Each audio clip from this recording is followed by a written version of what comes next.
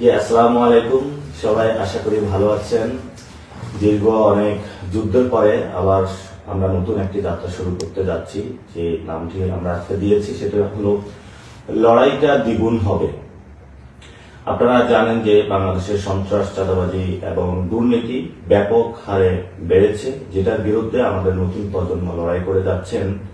তো আপনারা গতকালকে আমরা সারাদিনে কি হয়েছে সেই বিষয়টা আমি আপনাদেরকে আপডেট দিতে পারি নাই, যার জন্য আজকে লাইভে আসা। আমরা গতকালকে ইলেকশন ডেটা সকালবেলা একদম শুরু করেছিলাম। সকালে আমরা পল্টনে সেন্টারে গিয়েছিলাম এবং সেখানে সবকিছু ঠিক পেয়েছিলাম। তারপর আস্তে আস্তে বিভিন্ন যে কেন্দ্রগুলো আছে সেখানে আমরা যাওয়া শুরু করি। আমাদের যে জায়গাটা থেকে সমস্যাগুলো শুরু হয়েছে সেটা হলো মির্জা আব্বাস মহিলা কলেজ। সেখানে আমরা গেলাম, যাওয়ার পরে দেখলাম অনেকগুলো মিডিয়া এবং মিডিয়াগুলোকে একসাথে করে রাখা হয়েছে যে মির্জা আব্বাস সাহেব এখানে আসবেন। এবং পরবর্তীতে আমি সেটা অ্যাভয়েড করে ভিতরে গেলাম। প্রথমে নারীদের সাথে কথা হলো, নারীরা ব্যাপক হারে সেখানে ভোট দানের জন্য উপস্থিত হয়েছিলেন এবং তারা যেটা জানালেন যে তাদের সিরিয়ালটা স্লো করে রাখা হয়েছে, যার জন্য ভিতরে ভোট দিতে তারা দেরি হচ্ছে। পরবর্তীতে আমরা সেখানে আমাদের যারা এজেন্ট জিজ্ঞেস করলাম, আপনার কি অবস্থা, কেমন আছেন, কোনো সমস্যা আছে কিনা। উনি জানালেন যে ওনাকে 1 ঘন্টা লেট করে ঢুকতে দেওয়া হয়েছিল এবং সেই 1 ঘন্টাটা ছিল যে মির্জা আব্বাসের গুন্ডা বাহিনী তাকে 1 ঘন্টা লেট করে ঢুকতে দিয়েছিল। এটা কোনো প্রশাসনিক ব্যক্তি বা যারা ছিল তারা কিন্তু বাধাগ্রস্ত সৃষ্টি করেনি। এর পরবর্তীতে আপনারা একটা ইত্তেফাকের যে নিউজ লাইভে আপনারা দেখেছিলেন যে আমাকে অবরুদ্ধ করে রাখা হয়েছিল। প্রথমে আমি রেলওয়ে কলোনি যে স্কুলটা আছে স্কুলে ঢুকলাম। ঢোকার পরে যে আমার সাথে 2 জন তারা অ্যালাউ করেছিল প্রশাসনের জায়গা থেকে যে আপনি 2 জনকে নিয়ে ঢুকতে পারবেন কেন্দ্র পরিদর্শনে। আমি যখন ভিতরে গেলাম প্রথমেই এক ব্যক্তিকে দেখলাম, তার হাতে হলো সিল দেওয়া অর্থাৎ সাইনটা লাগানো। তাকে জিজ্ঞেস করলাম আপনি ভোট দিয়েছেন কিনা। উনি বললেন হ্যাঁ ভোট দিয়েছি। তো আমি বললাম আপনার এখানে কাজ কি। উনি বললেন যে আমি এখানে পরিদর্শন করতেছি। আমি একটু পরে গিয়ে আরো কয়েকজনকে পেলাম যারা ভোট দিয়ে দিয়েছে কিন্তু হলো কেন্দ্র পাহারা দিচ্ছে, ভিতরে ধানের পক্ষে কাজ করতেছে। তো তাদেরকে বললাম, প্রিজাইডিং অফিসারকে আমি ডাকলাম। প্রিজাইডিং অফিসার আসার পরে তাকে বললাম তাদেরকে বের করে দিন। প্রিজাইডিং অফিসার চুপ করে থাকলো। এর মধ্যে ধানের শীষের যে একজন এজেন্ট আছে সেও আমার কাছে চলে আসলো। আসার পরে বলল যে আপনি এখানে ঢুকছেন কেন। আমি বললাম আমি যেহেতু প্রার্থী আমার তো পরিদর্শনের সুযোগ আছে। এবং উনি দেখলাম প্রিজাইডিং অফিসারের সাথে সব জায়গা হলো বিভিন্ন জায়গায় ঘোরাফেরা করতেছে। তো আমি প্রিজাইডিং অফিসারকে বললাম এজেন্ট তো ভিতরে থাকবে, আপনি তাকে বাইরে নিয়ে কেন ঘোরাফেরা করেন। উনি কোনো উত্তর দিতে পারলো না। তো পরবর্তীতে সেখানে আমরা পরিদর্শন করে শেষ করে যখন বের হলাম, বের হওয়ার পরে আমাদের স্লেজিং বিভিন্ন কটু কথা শুরু করলো এবং একটা লোক বাহির থেকে প্রথমে বলতে ছিল এতদিন সহ্য করেছি পাটোয়ারি, আর সহ্য করবো না, আজকে তোমাকে খেয়ে ফেলবো, যেটা আপনারা মিডিয়ার মাধ্যমে দেখেছেন। তো আমরা একটু সামনে আসার পরেই আমার পিছন দিয়ে একদম নিচ থেকে হলো লাঠি দেওয়া শুরু করলো। সেটা আমাদের সাথে যারা ছিল তারা প্রটেক্ট করলো এবং যে ব্যক্তিটা আমাকে হুমকি দিয়েছিল একটু পরে আমার মাথার মধ্যে জোড়া একটা ঘুষি মারলো এবং একটা ইট নিক্ষেপ করলো, যেটা হলো আমার পাশে যেজন ছিলেন ওনার মাথায় হলো এসে পড়লো। এবং পরবর্তীতে আর্মি আসে, আর্মি এসে আমাদের উদ্ধার করে নিয়ে আসে এবং আমরা দেখেছিলাম যে পুরো শাহজাহানপুর বিভিন্ন জায়গা থেকে ছাত্রদল, যুবদলে যারা সন্ত্রাসী ছিল সবাইকে একসাথে করে নিয়ে আসা হয়েছিল। সেখান থেকে আমরা এসে আরো অনেকগুলো কেন্দ্র পরিদর্শন করলাম, অনেক জায়গায় আমরা ভালো পেয়েছি। তো ঠিক আমরা সন্ধ্যার দিকে যখন আমাদের অফিসে আমরা চলে যাই, যাওয়ার পরে ভোট কাউন্টিং শুরু হতে থাকে, তখন আসলে আমাদের কাছে ইনফরমেশন আসা শুরু করে যে বিভিন্ন জায়গায় যারা আমাদের প্রিজাইডিং অফিসার আছেন, যে ভাইরা দায়িত্ব নিয়েছিলেন তাদেরকে হলো বিভিন্ন জায়গায় হলো সমস্যা সৃষ্টি করতেছে, যাতে ভোট কাউন্টিংটা যাতে হলো ধানের শীষে পক্ষে হলো বেশি দেওয়া শুরু করে। এবং আমরা খুঁজে নেওয়া শুরু করলাম আমাদের এই শাপলাগুলির যারা এজেন্ট ছিল তাদেরকে হুমকি দুমকি দিচ্ছে এবং বিভিন্ন জায়গায় হলো তাদেরকে হুমকি দুমকি দেওয়ার মাধ্যমে তাদেরকে মির্জা আব্বাসের বাহিনী যে আমরা টাকা পয়সা দিব, তারা জোর শুরু করলো যে ধানের শেষের পক্ষে এই জায়গাটা আপনাদের রায়টা বাড়িয়ে দিতে হবে। তারা আমাদের কাছে অভিযোগ করা শুরু করলো। আমরাও বিভিন্ন জায়গায় যাওয়া শুরু করলাম এবং পরবর্তীতে খোঁজ নিয়ে দেখলাম যে কেন্দ্রভিত্তিক তারা সন্ধ্যার পরে যখন আমাদের রেজাল্টগুলো আমাদের ভালো আসা শুরু করলো, তারা একযোগে সকলগুলো কেন্দ্রে অ্যাটাক করলো। আমাদের এত বাহিনী বা এত বড় বাহিনীকে মোকাবেলার শক্তি সামর্থ্যটা ছিল না। বিভিন্ন জায়গায় তারা সন্ত্রাসীদেরকে একসাথে করলো বহিরাগত জায়গা থেকে এবং তারা প্রত্যেকটা কেন্দ্রে তারা অ্যাটাক শুরু করলো। আমাদের কাছে প্রত্যেকটা জায়গা থেকে কল আসা শুরু করলো যে আপনাদের কেন্দ্রগুলো অ্যাটাক হচ্ছে, আপনাদের এখানে এই জায়গায় প্রবলেম, ওই জায়গায় প্রবলেম। আমরা এত বেশি মেসেজ আসতেছিল, ফোন আসতেছিল, আমরা সব জায়গাটা আসলে সামাল দিতে পারি নাই। কারণ আমরা প্রত্যেকটা কেন্দ্রে 100 জন স্বেচ্ছাসেবক বাহিনী রেখেছিলাম কিন্তু 100 জন স্বেচ্ছাসেবকের বাহিনী জায়গায় তারা হলো 500 জন 600 জন এবং প্রত্যেকে চিহ্নিত যারা সন্ত্রাসী ছিল তাদের নেতৃত্বে তারা কেন্দ্রগুলো অ্যাটাক শুরু করে। তো পরবর্তীতে আমরা যখন শুনতে পেলাম বিভিন্ন জায়গায় মির্জা আব্বাসের বাহিনীগুলো এবং মির্জা আব্বাসের ওয়াইফ স্বয়ং বিভিন্ন কেন্দ্রে গিয়ে তার পক্ষে যারা প্রিজাইডিং অফিসার আছে তাদেরকে হুমকি দেওয়া শুরু করলো। এর মধ্যে আমরা বঙ্গভবনে যে কেন্দ্রটি ছিল প্রাথমিক বিদ্যালয় সেখানে আমরা খোঁজ নিয়ে দেখলাম যে সেখানে হলো যে জায়গাটা হলো বক্সের ভিতরে সিল না করার কথা বাহিরে সিল দিয়েছে তারা সেটা ইনক্লুড করতে চাচ্ছে। সেখানে আমি ম্যাজিস্ট্রেটের সাথে কথা বললাম, ম্যাজিস্ট্রেট বললো আমি চিফ রিটার্নিং যিনি আছেন রিটার্নিং কর্মকর্তা ওনার সাথে কথা হয়েছে, উনি আমাকে নির্দেশনা দিয়েছেন যে যাতে ব্যালটের বক্সের বাহিরে যেগুলো সিল করেছে সেগুলো ইনক্লুড করার জন্য। পরবর্তীতে বললো যে তারা আমি প্রিজাইডিং যিনি অফিসার তাদের সাথেও সেখানে কথা বললাম, তারা বললো হ্যাঁ আমরা এরকম নির্দেশনা পেয়েছি। পরবর্তীতে আমি ডিরেক্ট ডিসি যিনি রিটার্নিং কর্মকর্তা তার অফিসে চলে যাই। অফিসে যাওয়ার পর আরো ভয়ঙ্কর সংবাদ শুনতে পেলাম ছাত্রদল যুবদলের সন্ত্রাসীরা অ্যানেক্স বিল্ডিং এ যেখানে প্রায় তারা 1000 ভোট জালিয়াতি করেছিল সেখানে গিয়ে তারা সবাইকে অবরুদ্ধ করে রাখে। পরবর্তীতে আমরা এই ডিসিকে বললাম যে আপনি তাদেরকে উদ্ধার করার ব্যবস্থা করুন এবং সেখানে যারা আছেন কেন্দ্রটা রক্ষা করুন। ডিসি যখন পুলিশ এবং আর্মিকে ফোন দিল, আর্মি বললো আমি সেখানে মুভ করতে পারবো না, ভার্সিটি প্রক্টরের অনুমোদন লাগবে। তো আমরা জিজ্ঞেস করলাম তাহলে আপনি সেখানে কেন্দ্র দিয়েছেন কেন, আপনার আন্ডারে তো কেন্দ্র। পরবর্তীতে অনেক চাপাচাপি করার পরে তারা পুলিশ এবং বিজিবি পাঠিয়ে এনএক্স বিল্ডিং এর সেই ব্যালট বক্সটা তারা উদ্ধার করে এবং সেটা নিয়ে আসে এবং সেখানে প্রায় 1000 ভোট আমাদেরকে কম দেখানো হয়েছে। এর মধ্যে আমরা খোঁজ পাইলাম যে ইস্কাটন স্কুলে হলো মির্জা আব্বাসের ওয়াইফ সেখানে গিয়ে নতুন করে আবার ভোটগুলা রিডিং করা শুরু করেছেন এবং কাউন্টিং করা শুরু করেছেন। এর মধ্যে আমাদের কাছে একটি ভয়েস রেকর্ড আসলো যে সকল প্রিজাইডিং অফিসারের প্রতি নির্দেশনা দেওয়া হয়েছে ব্যালট বক্সের বাহিরে যে সিলটা পড়েছে এটা কিন্তু নির্বাচন কমিশনের নিয়ম অনুযায়ী সে ভোটটা কাউন্ট হওয়ার কথা না, সেই জায়গাটাও প্রিজাইডিং অফিসারদের জন্য নির্দেশনা দেওয়া হয়েছে এবং উনি ছিলেন মির্জা আব্বাসের ভাগিনা আদিত্য। এটাও শুধু নয়, বিভিন্ন জায়গায় আরো অনেক জায়গায় যেমন হলো আবুজর গিফারি কলেজ এবং শহীদ ফারুক যে স্কুল আছে সেখানে জাহাঙ্গীরের বাহিনী ও ইঞ্জিনিয়ার সুজনের যারা ছেলেপেলেরা সেখানেও তারা অ্যাটাক শুরু করলো। অন্যদিকে শান্তিবাগ প্রাইমারি স্কুলে মনার বাহিনী এবং আজিজ হাফিজের নেতৃত্ব হলো অ্যাটাক শুরু করলো। শান্তিবাগ উচ্চ বিদ্যালয়ের ফজলে রুবায়ের পাপ্পু এক্স কমিশনার আদি মগার ছেলে মিজানেরা সেখানে অ্যাটাক শুরু করলো এবং মিলেনিয়াম যে স্কুল রয়েছে সেখানে হলো মিলেনিয়াম ইউনিভার্সিটি যে রয়েছে সেখানে মির্জা আব্বাস ও তার ছেলে গিয়ে হলো ভোট চেকিং করা শুরু করলো। অর্থাৎ প্রথমেই যখন ভোটের ফলাফলটা আসা শুরু করলো তাদের মাথা নষ্ট হয়ে গিয়েছিল। পরবর্তীতে সবগুলো কেন্দ্রে তারা অ্যাটাক শুরু করে এবং কোথাও মির্জা আব্বাসের ওয়াইফ গিয়েছে, কোথাও মির্জা আব্বাস গিয়েছে, কোথাও তার ছেলে গিয়েছে, কোথাও তার ভাগিনা গিয়েছে, কোথাও যারা কমিশনার ছিল তারা গিয়েছে, কোথাও তারা যারা মাস্তান ছিল তারা গিয়েছে। এর পরবর্তীতে আমরা খোঁজ পেলাম যে আমাদের সিদ্ধেশ্বরী দুইজনকে হলো বোনকে আটক করে রাখা হয়েছে যারা এজেন্ট ছিল। পরবর্তীতে আমি হলো সেখানে যে ম্যাজিস্ট্রেট ছিলেন তার সাথে যোগাযোগ করলাম। ম্যাজিস্ট্রেট আমাকে জানালেন যে ইস্কাটনের অবস্থা খারাপ, আমি এটা শেষ করে তারপর হলো সিদ্ধেশ্বরীতে যাব। তো আমি বললাম যে আপনারা যদি এইভাবে করেন তাহলে তো আমাদেরকেও মাঠে নামতে হবে। তো কমিশনার যিনি ওইখানে আটক করে রাখা হয়েছে যাকে, উনি বললেন আমাকে 10টা মিনিট আপনারা সময় দেন, আমি এটা শেষ করে ওইখানে গিয়ে আমি কথা বলতেছি। তো আমরা ঠিক আছে, আমরা বললাম যে আমরা 10 মিনিট অপেক্ষা করতেছি, আমাদের বোনকে আমাদের দ্রুত উদ্ধার করতে হবে। তিনি সেখানে শেষ করে তারপরে সেখানে গিয়ে আমাদের বোনদেরকে উদ্ধার করেন। অর্থাৎ আমি যখন এই কথাগুলো বলছি, আমি গতকালকে ঠিক এই মোমেন্ট গুলা নিয়ে তখন হলো আমি ডিসি অফিসে বসে আছি, ডিসি কাউকে বলতেছেন নির্দেশনা দিচ্ছেন কিন্তু তারাও কোনো কিছু মানতেছে না। পুলিশ পুরা প্রশাসন হলো একদিকে হেলে গিয়েছিল। আমরা যেই কমপ্লেন গুলো করছিলাম আমাদের কোনো কমপ্লেনের উত্তর দিচ্ছিল না। তো ইতিমধ্যে পুরা আমাদের যিনি আহ্বায়ক নাহিদ ইসলাম বলেছিলেন ঢাকা 8-এ আসার জন্য, কারণ যেই জনশক্তি আমাদের ছিল বিভিন্ন কেন্দ্রে দিয়েছিলাম সেটা হলো এক জায়গা থেকে আরেক জায়গায় দৌড়াদৌড়ি করতে গিয়ে আমাদের সবার খুব বাজে অবস্থা হচ্ছিল। এর মধ্যে আমরা ফেসবুকে দেখলাম বিভিন্ন কেন্দ্রে রিগিং হওয়া শুরু করেছে। এর আগের দিন যখন পরিবার সংস্কৃতি বিকাশ কেন্দ্র হলো জাল ভোট করার জন্য একদল সন্ত্রাসী একত্রিত হয়েছিল, তখন আমরা 10-15 জনকে পাঠিয়েছিলাম। আমাদের প্রত্যেকটা ব্যক্তিকে হলো রাস্তায় ফেলে পিটানো হয়েছে, ঘুষি দেওয়া হয়েছে, কিল দেওয়া হয়েছে, প্রত্যেকটা ব্যক্তি আহত করা হয়েছে। তো আমরা তারপরে ওই দিন হলো কেন্দ্রটা রক্ষা করি।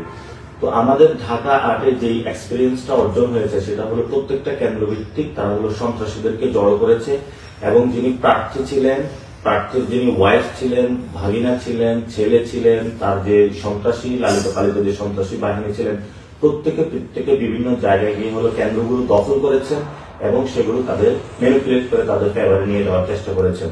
আমি যখন রিটার্নিং কর্মকর্তার অফিস থেকে বসেছিলাম, একটু পরে হলো মির্জা আব্বাসের ওয়াইফ হলো সেখানে আবার এসেছেন অনেক মানুষ নিয়ে। আমার কাছে সবাই কল করতেছিল ঢাকা শহরে, আপনারা যারা ভোট দিয়েছেন, যে আমরা কি আসবো কিনা। আমি সবাইকে বলেছি না আসার জন্য, বিকজ দ্যাট ওইখানে বড় ধরনের একটা রক্তারক্তি পরিস্থিতি সৃষ্টি হতো, এবং সেটা আমি চাই না যে একটি শান্তি সুষ্ঠু যে নির্বাচন বাংলাদেশে হতে যাচ্ছিল, যেটা আমরা প্রস্তুতি নিয়ে রেখেছি, যাতে আমরা যে কোনো মূল্যে একটি সুস্থ এবং সুন্দর নির্বাচন যাতে বাংলাদেশের মানুষকে উপহার দিতে পারি, সেটা আমরা কিন্তু নষ্ট করতে চাইনি। এবং ভোট গণনা বিভিন্ন জায়গায় যেটা হচ্ছিল সেটাও আমরা নষ্ট করতে চাইনি। পরে নাহিদ ইসলাম যখন আমাদের এই কেন্দ্রে এসেছিলেন, নাহিদ ইসলামের কেন্দ্রে অর্থাৎ আসনে, সেখানেও আবার এই সন্ত্রাসীরা অ্যাটাক শুরু করে, সেখানে উনি চলে গিয়েছিলেন। অর্থাৎ প্রত্যেকটা জায়গায় এক জায়গায় তারা হামলা শুরু করে। ওইদিকে হলো আমিরের জামায়াতের যে কেন্দ্র আছে সেখানেও তারা একযোগে হামলা শুরু করে। তো আজকের যে পরিস্থিতি আমরা দেখছি যে বিভিন্ন জায়গায় তারা সন্ত্রাসী অ্যাটাক শুরু করেছে, এটা নির্বাচনের আগের দিনও তারা করেছে, গতকালকেও করেছে, আজকেও করেছে।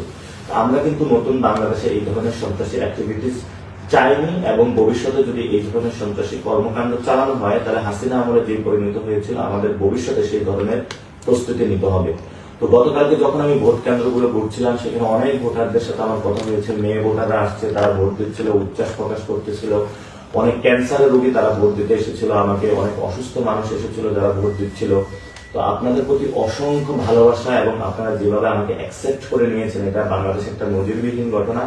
আমি সবাইকে আপনাদের আমার অন্তরের অন্তঃস্থল থেকে আপনাদেরকে ভালোবাসা এবং মোবারক জানাচ্ছি। আপনারা নতুন বাংলাদেশে যে লড়াইটা শুরু করেছেন, সেই লড়াইয়ে আমরা ঐক্যবদ্ধভাবে ঐক্যজোট হয়েছি, এবং নতুন ভাবে আমরা এই লড়াইটা আরো দ্বিগুণ গতিতে শানিত করব, যাতে নতুন বাংলাদেশ আমরা গঠন করতে পারবো। আপনারা আমাদেরকে প্রশ্ন করেছেন যে আমরা যেহেতু নির্বাচনে এই পর্যায়ে চলে এসেছি, রিডিং এর মাধ্যমে আমাদেরকে হারিয়ে দেওয়া হয়েছে, যেখানে আমরা জয় লাভ করেছি, তাহলে আমাদের প্রস্তুতিটা কেমন হবে, নতুন বাংলাদেশ আমরা কিভাবে গঠন করব। সেখানে আপনাদের একটা বিষয় খুবই আমি স্পেসিফিক স্পষ্ট করতে চাই, সেটা হলো বাংলাদেশের পলিটিক্যাল ফাইন্যান্সিং যে সিস্টেম, অর্থাৎ দলগুলো যেভাবে পলিটিক্যাল ফাইন্যান্সিং করে থাকে, এটা যদি আমরা এই দুর্বৃত্তায়ন যদি ভাঙতে না পারি, তাহলে বাংলাদেশের সুস্থ ধারা রাজনীতি আমরা ফিরিয়ে নিয়ে আসতে পারবো না। অর্থাৎ আপনি গুলিস্তানে চাঁদাবাজি করেন, সেই টাকা আস্তে আস্তে গুলশান পর্যন্ত, অফিস পর্যন্ত চলে যায়, এবং সেই টাকা দিয়ে পুরো বাংলাদেশে বিভিন্ন জায়গায় চাঁদাবাজি, সন্ত্রাসী, মাস্তানির এই টাকাগুলো দিয়ে রাজনৈতিক দলগুলো পরিচালিত হয়ে থাকে। এই পরিচালনা যদি হয়ে থাকে, তাহলে ভবিষ্যৎ বাংলাদেশে সেই গুন্ডা মাস্তানদের রাজনীতিটা এস্টাবলিশড হবে। আজকেও আমার বাসার সামনে বিএনপি যারা ছিল তারা ঘোরাফেরা করেছে, অর্থাৎ টাকা দিয়ে তাদেরকে লালন পালন করা হয়।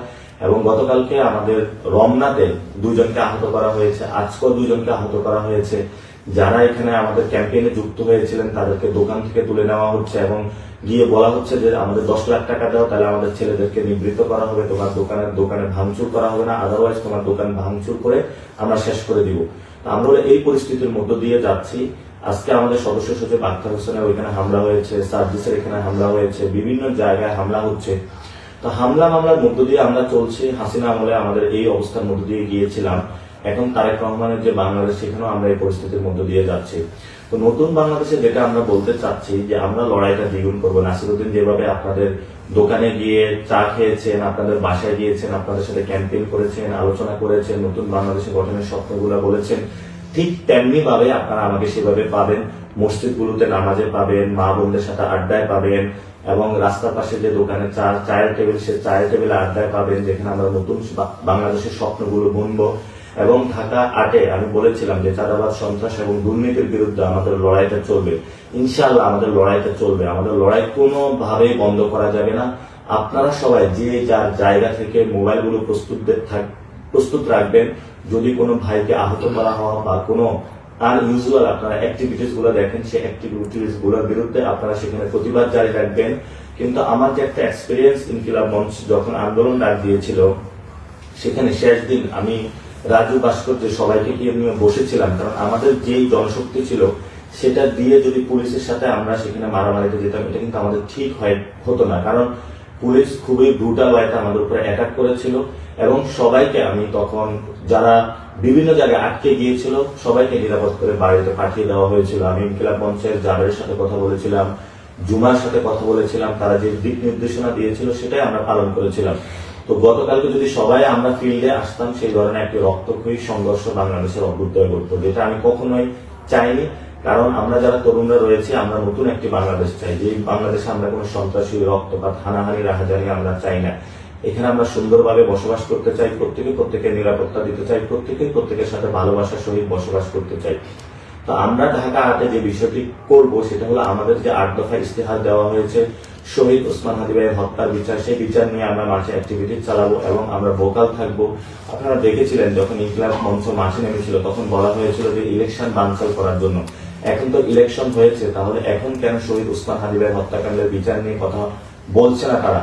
আমি তারেক রহমানের প্রতি অনুরোধ জানাবো, আপনি যে প্রথম যে ভাষণটা দিবেন সেই ভাষণে অবশ্যই শহীদ ওসমান হাদী ভাইয়ের হত্যাকাণ্ডের বিচারের নিয়ে আপনার প্রতিশ্রুতি থাকতে হবে। সাথে সাথে বাংলাদেশের সন্ত্রাস, চাঁদাবাজি, দখলদারিত্ব, মাস্তানির যে রাজনীতি চলছে সেটার বিরুদ্ধে স্টেটমেন্ট থাকতে হবে। কারণ আপনি বলেছিলেন আপনি নতুন বাংলাদেশ গঠন করতে চান। আপনারা জানেন যে আমাদের ঢাকা মেডিকেল থেকে বিভিন্ন জায়গায় স্বাস্থ্য ব্যবস্থা ভেঙে পড়েছে, যার কারণে আমাদের ইন্ডিয়াতে যেতে হয়। তো সেই জায়গায় যদি আমরা নতুনভাবে বাংলাদেশের স্বাস্থ্য ব্যবস্থা গড়ে তুলতে পারি তাহলে হয়তো বা বিদেশি যারা দেশগুলো রয়েছে সেখানে আমাদের শরণাপন্ন হতে হবে না। আপনারা জানেন অনেক আমাদের আহত ভাই হয়েছিল যাদেরকে আমরা বাংলাদেশে চিকিৎসা দিতে পারি না, বিদেশে পাঠাতে হয়েছিল। তো বাংলাদেশে যদি চিকিৎসা ব্যবস্থা উন্নত থাকতো অনেক ভাইকে আমরা রক্ষা করতে পারতাম। আমরা সেখানে শিক্ষার কথা বলেছি, যেখানে বিকারুন্নেসা, সিদ্ধেশ্বরী, বিভিন্ন স্কুল কলেজগুলোতে শিক্ষা বাণিজ্য হয়, সেই ভর্তি বাণিজ্য আমরা বন্ধ করার কথা বলেছি। আমাদের সেই লড়াইগুলো চলমান থাকে, যেখানে ভর্তি বাণিজ্য হবে সেখানে আমরা যাব, যেখানে সন্ত্রাস হবে সেখানে আমরা যাব, দখলদারিত্ব, চাঁদাবাজি হবে সেখানে আমরা যাব এবং আমাদের প্রতিবাদগুলো জারি রাখবো। আমরা প্রতিবাদ থেকে এক চুলো ইনশাআল্লাহ সরব না। কারণ এই নাসিরউদ্দিন পাটোয়ারি যতদিন জীবিত থাকবে ততদিন দ্বিগুণ শক্তিতে চাঁদাবাজি, সন্ত্রাস এবং দখলদারিত্বের বিরুদ্ধে তার লড়াইটা চালিয়ে যাবে। সবাই আপনারা পাশে থাকবেন। যদি সবাই পাশে থাকেন, আমরা সবাই একসাথে ঐক্যবদ্ধভাবে নতুন বাংলাদেশ গঠন করতে পারি, তাহলে ভারতীয় আধিপত্যবাদ থেকে আমরা মুক্তি পাবো এবং আমাদের যারা নারী সমাজ রয়েছে তাদের জন্য নতুন একটি বাংলাদেশ গঠন করতে পারবো, আলেম ওলামাদের জন্য একটি নতুন বাংলাদেশ গঠন করতে পারবো। আপনারা জানেন যে বাংলাদেশের অর্থনৈতিক কাঠামো ভেঙে পড়েছে, পণ্যের দাম বেড়ে গিয়েছে, সামনে রমজান আসছে। এই রমজানে তারেক রহমান এবং যারা সরকার গঠন করবে তাদেরকে অবশ্যই এটা প্রতিশ্রুতি দিতে হবে বাংলাদেশের সামনে যে এই রমজানে কোনো ধরনের সিন্ডিকেট তারা রাখবে না। যদি সেই আবার পুরাতন সিন্ডিকেট গুলো তারা ফিরিয়ে আনার চেষ্টা করে তাহলে আমরা শক্ত হাতে এর প্রতিবাদ করবো ইনশাআল্লাহ। আমাকে অনেক ধরনের হুমকি ধামকি দেওয়া হচ্ছে এবং আমার বাসার পিছনে পাশে সব জায়গায় তারা লোক নিয়োজিত করে রেখেছে, বিভিন্ন যে আন্ডারগ্রাউন্ড সন্ত্রাসী তাদেরকে তারা অ্যাক্টিভ করেছে। এবং আপনারা আজকে দেখেছেন, আমি গতকালকে বলেছিলাম লাঙ্গল এবং ধান একাকার হয়ে গিয়েছে এবং লাঙ্গলের মধ্য দিয়ে আওয়ামী লীগ আসতেছে, আওয়ামী লীগের মধ্য দিয়ে ভারত বাংলাদেশে আবার তার সেই যে অ্যাগ্রেসিভ অ্যাটাক সেটা শুরু করবে। তো আজকে আপনারা দেখেছেন আওয়ামী লীগের একটি কেন্দ্র উদ্বোধন করা হয়েছে, অফিস উদ্বোধন করা হয়েছে, অর্থাৎ তাদের সাথে একটা চুক্তি হয়েছিল, প্রিয় আওয়ামী লীগ তোমরা আমাদেরকে ভোট দিবা এবং ভোটের মধ্য দিয়ে তোমাদের সকল যে অফিসগুলো রয়েছে আমরা খুলে দিব। আমরা বাংলাদেশে বেঁচে থাকতে একটা আহ্বান জানাচ্ছি, বাংলাদেশে আমরা যতদিন থাকবো ততদিন আওয়ামী লীগের বিচার হওয়া পর্যন্ত, বিচার যে রায় দিবে অর্থাৎ জনগণের মধ্যে তাদের যে রায় আসবে সে রায় বাস্তবায়িত হওয়া পর্যন্ত তাদের কোনো অফিস তারা খুলতে পারবে। এবং আওয়ামী লীগের যে আমরা যারা শহীদ হয়েছিল, আহত হয়েছিল, তাদের হত্যাকাণ্ডের বিচার হওয়ার পরে আওয়ামী লীগের বিষয়ে বাংলাদেশের মানুষ সিদ্ধান্ত নেব। এবং আপনারা জানেন যে সংস্কার প্রক্রিয়া হাবুট যেটা এসেছে সেটাতে বাংলাদেশে জয়ী হয়েছে এবং জনগণ অভূতপূর্ব সাড়া দিয়েছে। কিন্তু আমরা শুনতে পাচ্ছি 200 এর বেশি আসন পাওয়ার কারণে বিএনপি এই বিষয়টা বানচাল করার চেষ্টা করবে। আমরা সেই জায়গায় এই দলকে বলবো বানচাল করার চেষ্টা করবেন না। কারণ হাসিনা আমলে আমরা দেখেছিলাম তারা যখন জনগণের বিরুদ্ধে গিয়েছিল তাদের অনেক বড় রাজত্ব ছিল, সে রাজত্বগুলো খান খান হয়ে গিয়েছিল। তো আপনারা যতই বড় রাজত্বের স্বপ্ন দেখেন না কেন এই স্বপ্নগুলা ঘুমের মধ্যেই দেখেন। বাংলাদেশে রাজত্ব ভাঙতে বেশি দিন সময় লাগবে না বাংলাদেশের মানুষের। আমি পুরো বাংলাদেশের মানুষকে ঐক্যবদ্ধ হওয়ার আহ্বান জানাচ্ছি, বিশেষত প্রিয় জেনজি এবং যারা তরুণ প্রজন্ম। আমরা জানি আপনারা দুর্নীতির বিরুদ্ধে আছেন, সন্ত্রাসের বিরুদ্ধে আছেন, চাঁদাবাজের বিরুদ্ধে আছেন, দখলদারিত্বের বিরুদ্ধে আছেন। এই লড়াইটা আমাদের থামানো যাবে না, এই লড়াইটা আমাদের কারো একার না, এই লড়াইটা আমাদের সবার। এবং আমরা জানি আমাদের যারা সিনিয়র সিটিজেন রয়েছেন তারা এস্টাবলিশমেন্টের অংশের মধ্যে রয়েছেন। এই নির্বাচনটা ছিল ওল্ড ভার্সেস নিউ, অর্থাৎ এস্টাবলিশমেন্টে যারা রয়েছেন তারা নতুনদেরকে মানতে পারে নাই। সেখানে নির্বাচন যে প্রক্রিয়া এটা একটা আই ওয়াশিং লোক দেখানো কাজ করা হয়েছে, যেখানে বড় ধরনের ইঞ্জিনিয়ারিং করা হয়েছে। সেগুলো দেশবাসীর সামনে স্পষ্ট, আপনাদের সামনে স্পষ্ট। সেই জায়গাটা থেকে আমরা বলবো নতুন বাংলাদেশে এই নির্বাচন প্রক্রিয়া ঠিক করতে হবে। যে নির্বাচন প্রক্রিয়ার মধ্য দিয়ে যারা বিজয়ী তারাই সত্যিকার অর্থে বিজয়ী হবে। পেশি শক্তির রাজনীতি থেকে বেরিয়ে আসবো, আমরা দখলদারিত্বের রাজনীতি থেকে বেরিয়ে আসবো এবং সন্ত্রাসীর যে রাজনীতি সেটা থেকে আমরা বেরিয়ে আসে নতুন একটি বাংলাদেশে ইনশাল্লাহ সবাই যোগ দিব। আপনারা সবাই ঐক্যবদ্ধ থাকবেন। বিশেষত প্রিয় মা এবং বোনেরা, আপনারা অনেক কষ্ট করেছেন, অনেকে মেহেদি উৎসব করেছেন, অনেকে রোজা রেখেছেন, অনেকে নফল নামাজ পড়েছেন। প্রিয় বাবারা, আপনারা অনেকে কান্না করেছেন জায়নামাজে, আপনারা অনেকে রোজা রেখেছেন। আমি এই ঋণ কখনো আপনাদের শোধ করতে পারবো না। আমি শুধু একটা বিষয় দিয়ে শোধ করব, আমি আপনারা যেই লড়াইয়ে আমাকে সহযোগিতা করেছেন সেই লড়াইটা ইনশাল্লাহ আমি চালিয়ে যাব। আপনারা যেভাবে মসজিদের বারান্দা আমাকে পেয়েছেন সেভাবেই পাবেন, রাজপথে যেভাবে স্লোগানে পেয়েছেন সেভাবেই পাবেন, যেভাবে ক্যাম্পেইনে অন্যায়ের বিরুদ্ধে আমাকে পেয়েছেন সেভাবেই পাবেন। যারা সন্ত্রাস, চাঁদাবাজি এবং দখলদারিত্ব করেও ইলেকশন ইঞ্জিনিয়ারিং মধ্যে মাসল পাওয়ারের মাধ্যমে সংসদে যাচ্ছে, আমরা ভবিষ্যৎ বাংলাদেশে তাদেরকেও দেখে নিব। উসমান হাদি ভাই বলে গিয়েছিলেন তাদের গুম হারাম করে দেওয়ার জন্য আমরা সত্যিকার অর্থে তাদের গুম হারাম করে দিব এবং নতুন বাংলাদেশ গঠন করব। আমরা আজকে দেখতে পাচ্ছি প্রশাসনের অনেকেই নতুন করে আগ্রহী হয়েছেন অত্যাচারের স্টিম রোলার চালানোর জন্য। প্রিয় ভাই, আমরা আপনাদেরকে বলবো, আপনাদের দেখেছেন কত নির্যাতনের মধ্য দিয়ে আমরা গিয়েছি। আর নয় নির্যাতন, জল কামান, লাঠির বাড়ি, এবার দ্বিগুণ গতিতে আমরা ফেরত দেব। প্রশাসনের বাইরেকে আমরা বলবো, এই কল্পনা ভুলেও করবেন না যে নতুন বাংলাদেশের তরুণ প্রজন্মের পিঠের মধ্যে আঘাত করে তাদের রক্তাক্ত করে আপনারা পার পেয়ে যাবেন। আমরা পুলিশ সংস্কারের কথা বলেছি, আপনাদের বিচার এখনো হয়নি। বিচার প্রক্রিয়ার মধ্য দিয়ে প্রত্যেকটা হত্যাকাণ্ডের বিচার প্রক্রিয়ার মধ্য দিয়ে যাবে। আওয়ামী লীগের উদ্দেশ্যে বলবো, অনেক ষড়যন্ত্র করেছে দিল্লিতে বসে বসে। বাংলাদেশের মানুষ এই ষড়যন্ত্রের জবাব দিয়েছে। আমরা ইলেকশন করতে সফল হয়েছি, বাংলাদেশের মানুষ। সেই জায়গায় আমরা জাতীয় পার্টি এবং আওয়ামী লীগের কফিন কবরস্থ হয়ে গিয়েছে। নতুন করে আর নাড়াচাড়া দেবার কোনো কারণ নাই, গন্ধ ছড়াবে। এই জন্য আওয়ামী লীগ এবং জাতীয় পার্টিকে বলবো বিচারের মুখোমুখি হন। আর আমরা তারেক রহমানকে বলবো, কোনোভাবেই আওয়ামী লীগকে পুনর্বাসন করার চিন্তা করবেন না। এটা বাংলাদেশের মানুষ কোনোভাবেই মেনে নিবে না। অ্যাটলিস্ট আমরা যারা রয়েছি তরুণ প্রজন্ম, আমরা কখনো মেনে নিব না। আমরা এই লড়াইটা আরো দ্বিগুণ গতিতে চালিয়ে যাব, নতুন বাংলাদেশ গঠন করব। যারা এই ক্যাম্পেইনে 40 দিনের ক্যাম্পেইনে আমাদের সাথে ছিলেন, প্রথমে আমাদেরকে বলা হয়েছিল আমাদের নাকি জামানত বাজেয়াপ্ত হবে। একদম কানের পাশ দিয়ে হলো আঘাতটা গিয়েছে। সামনে এইসব দুর্নীতি, চাঁদাবাজ, যারা সন্ত্রাসী রয়েছে সেটা কানের পাশ দিয়ে যাবে না, একদম মুখের উপর দিয়ে যাবে। এই জন্য বলবো, যারা গডফাদার আছেন, উচিত শিক্ষা আমরা দেওয়ার চেষ্টা করেছি, কিন্তু আপনারা ইলেকশন ইঞ্জিনিয়ারিং এর আশ্রয় নিয়েছেন। সত্যিকার অর্থে যদি বুকের পাঠা থাকতো আপনাদের, তাহলে এই ধরনের ভোট চোরের মহা উৎসবে আপনারা মারতেন না। এই যে মির্জা আব্বাস সাহেব, আপনি একজন ভোট চোর, ইতিহাসে লেখা থাকবে আপনার নাম। আপনি একজন চান্দাবাজের, ইতিহাসে লেখা থাকবে। আপনার সন্তানের সামনে যখন আপনি দাঁড়ান, তখন এই জবাবগুলো আপনাকে দিতে হবে। নতুন বাংলাদেশের সামনে এগুলো জবাব দিতে হবে। শুধু আপনি না, অনেকগুলো সন্ত্রাসী যারা জয়ী হিসেবে ঘোষণা করা হয়েছে, অনেকগুলা দখলদার, চাঁদাবাজদের, আমরা তাদের বিরুদ্ধে ইনশাল্লাহ রাজপথে নামবো। লড়াইটা আরো নতুন শানিত হবে।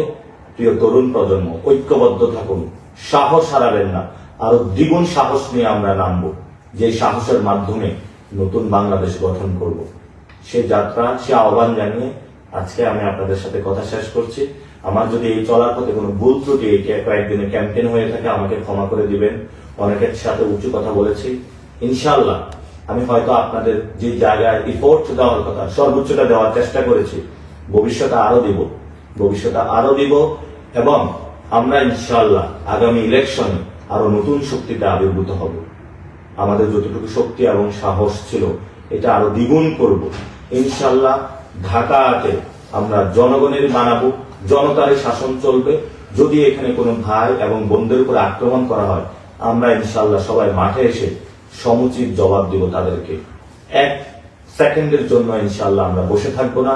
আমাদের কোনো একজন কর্মী, ঢাকা আটের কোনো একটি ভোটারের উপর যদি কেউ আঁচড় বসাতে চায়, আমরা কিন্তু বসে থাকবো না। আমরা সবাই ঐক্যবদ্ধভাবে নতুন ভাবে আবার মাঠে নামবো। সাহস করবেন না আপনারা, এই দুঃসাহস করবেন না। অনেক যথেষ্ট আমরা সহ্য করেছি। আমরা আপনাদের সাথে একসাথে নতুন একটি বাংলাদেশ গড়তে চাই। আপনারা হতাশ হবেন না। অনেকে কান্নাকাটি করেছেন। আমি আপনাদের সামনে আগেই কমিটমেন্ট করেছিলাম, আমি কখনো দুর্নীতি, সন্ত্রাস, চাঁদাবাজির সাথে কখনো নিজেকে জড়িত করব না। এই লড়াইটা আমরা চালিয়ে যাব। এই লড়াইটা আমার, আপনার সন্তানের জন্য, আপনার মায়ের জন্য, আপনার বোনের জন্য।